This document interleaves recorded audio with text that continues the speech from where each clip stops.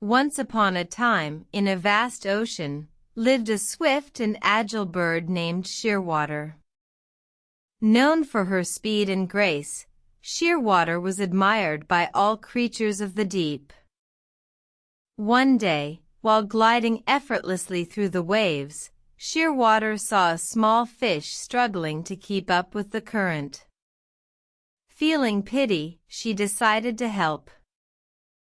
Shearwater slowed down, allowing the fish to catch up. Together, they swam, enjoying the cool water and the gentle rhythm of the ocean. However, as the day wore on, Shearwater noticed the fish was growing tired. "Why don't you rest a while?" she suggested. "I can carry you on my back for a while." The fish agreed, and Shearwater picked him up gently with her beak.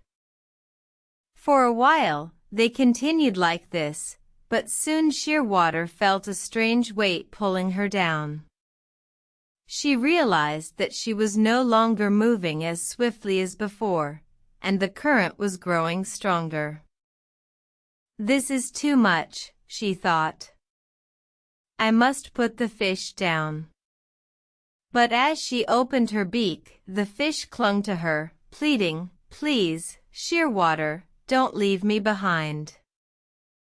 Shearwater hesitated.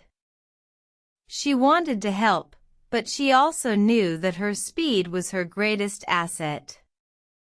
She couldn't afford to slow down too much. In the end, she made a decision. "I can't carry you all the way," she told the fish. "But I will help you swim as far as I can." And so, they continued, with Shearwater leading the way and the fish holding on tight. When they finally reached the safety of the shore, Shearwater set the fish down. "I'm glad we could help each other," she said.